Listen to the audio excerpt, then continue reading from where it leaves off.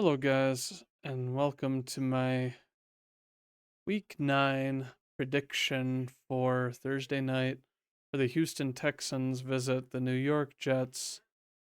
And as we all know, the Texans winning their last game against the Colts, they escaped that game, winning it somewhat soundly due to the fact that Richardson threw a before the half pick, resulting in a free touchdown for them, which gave them the advantage they needed to win that game. Obviously, with the Jets, a little bit less favorable. They were able to move the ball quite a bit against the Patriots, but were not able to score super well with missed field goals, but as well as missed opportunities on fourth down. Now, the odds actually have the Jets favored by 2 in this game, interestingly enough. With analytics, they actually say it's a 51% chance for the Texans to win, which I always find funny.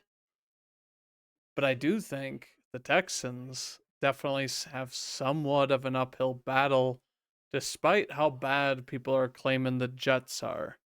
Which, don't get me wrong, they're underperforming, but it's not like they are a bad team. I think last week they just had a number of mishaps that can happen to any team, to be honest with you. And there's been quite a bunch of wild finishes, especially last week. So they aren't the only team that, lost at the end of a game. And, quite a number of other teams, had the similar fate where they were winning and then they lost. Now, looking at the Texans, we obviously know that Nico Collins is on IR, and now Stefon Diggs, their other leading wide receiver, is on IR.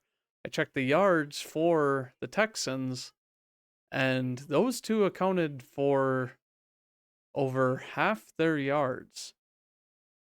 So amongst everybody else, they don't even have 1,000 yards on the season, with Tank Dell leading the charge, and then the only other non-running back that has a decent amount of yards is Dalton Schultz, who I think has been a good security cushion for CJ Stroud, and I think should have a bigger role anyway, but will be forced into a bigger role, seeing as he's the only other player to really solidify his position. Because as we see now, the Texans depth chart, they have Tank Dell, Xavier Hutchinson, and then Robert Woods.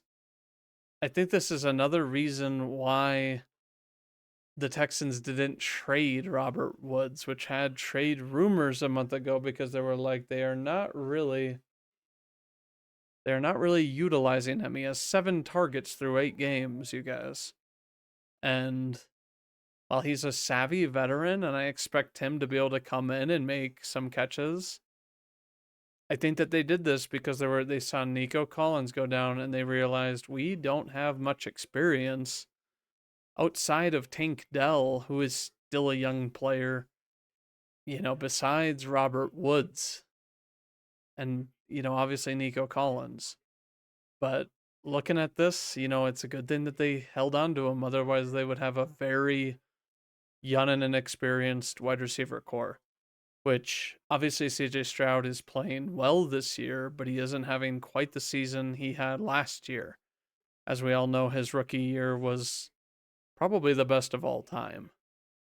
Now, one other thing that I wanted to mention with this game is that on the year, Stroud has been sacked 22 times.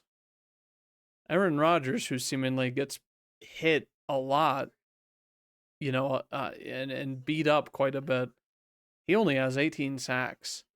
I think that it is an underlying problem that people are really forgetting about with the Texans, is that their O-line isn't protecting Stroud as well as, anybody really wants. And I think that's one of the reasons for his struggles. You look at the Jets, they've obviously they got past the issues that they had with Reddick. He is now playing. They obviously have McDonald, who has also been producing this year. And then Quinnen Williams, who's also been, balling out. And I think looking at Houston, they're really going to have to rely on the run game to protect Stroud, but also because Joe Mixon he's been playing really, really strong when the rest of the team has kind of been in limbo. I think that Mixon kept him in the game against the Packers, and then last week he really closed the game with his hard running touchdown later in the game to give them an advantage that ultimately won them the game. Now, the Jets, obviously very, very healthy. You look at, some lingering injuries with, their line, Elijah Vera Tucker, Morgan Moses. Alan Lazard has had a lingering injury, but that hasn't really affected him. And he's only missed one game because of it several games ago. And then the defense that was slightly banged up is now pretty healthy past where they have their IR guys. But yeah, Will McDonald, as I said, Hassan Reddick, Javon Kinlaw, and Quinnen Williams are quite a formidable front. I think that Sherwood is a solid linebacker alongside Mosley and Quincy. I think it's going to be hard running for Joe Mixon this game, whom I think that they need to be able to rely on in order to make it a little bit easier offensively. Now, obviously, without wide receivers as well, these corners are going to have an easier job. So I think you're going to have to play like short, methodical football if you're the Texans. And I think that if you're the Jets, obviously the Texans have played quite have played quite well on defense. I think that they also have a very good linebacker core, and I think that they're not going to be easy to knock over. Brees Hall, as I said, had a good game against the Patriots, who their defense has been shaky this year. It's been kind of off and on. They've looked good like the, old Patriots defense of old, you know. So it's like, but last week they didn't look very good against the run. They didn't look against the run. They didn't look stout. And so who knows if that's to attribute to, why Brees Hall was so successful. I think he is a good back. I also think that Braylon Allen is obviously very good, and I think they need to get him more involved. But I also think that they want to throw it quite a bit because they have Aaron Rodgers. But I think they kind of need to move away from that until they have good chemistry and they show that they're all on the same page. Some of these catches that should be catches are not catches. And, with a front on the Texans side called with the names of Will Anderson Jr. and Danielle Hunter, I don't think you really want to be throwing it that much with Rodgers. I think that, he's just, I mean, I'm not going to say that he's going to get injured, but it's like he's getting older and he's getting really banged up this year. And it's like but you look at the linebacking core for this Texans unit: Aziz Al Shair, Jake Hansen, and Henry Tuo. Sorry if I mispronounced that.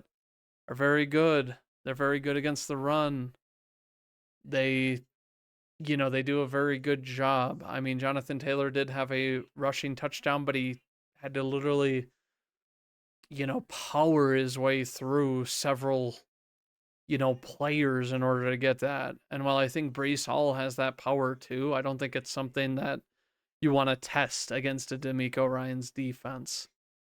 And as we've seen several times, I think that you can make plays against this secondary. Now, do I think you should be throwing on them all the time? No, I don't think so. I think that they're an opportunistic group and they're scrappy, but they're also pretty young. So, what I think that this game is going to come down to is who can keep their QB more upright and who has the better running game.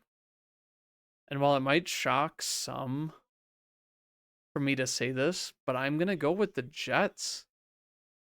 I think it's crazy that they're 2-point favorites, to be honest with you. It's kind of bizarre to me, but I think that with how banged up the Texans are at wide receiver, I think it's just going to be hard. And I think Stroud, don't get me wrong, I think he can rise to this occasion potentially, and I think that Mixon is running harder, each game, to be honest with you, but I think that the Jets are also just up against the wall. People say their season's over. I think that this is a game that is the make or break on the season, and I think that they're really going to show what's going on this game. And I think that these guys know as well that if they don't perform very well, the Jets might just be sellers next Tuesday. But if you guys, think I'm wrong, or you have a differing opinion, or you want to start a discussion in the comments, I'll be more than happy to engage in comments if you want to leave any. But otherwise, if you want more NFL content like this, and you want weekly predictions as well as game analysis and that sort of thing, leave a like, comment, subscribe, and I want to thank you for watching Castcast. And as always, go Pack Go.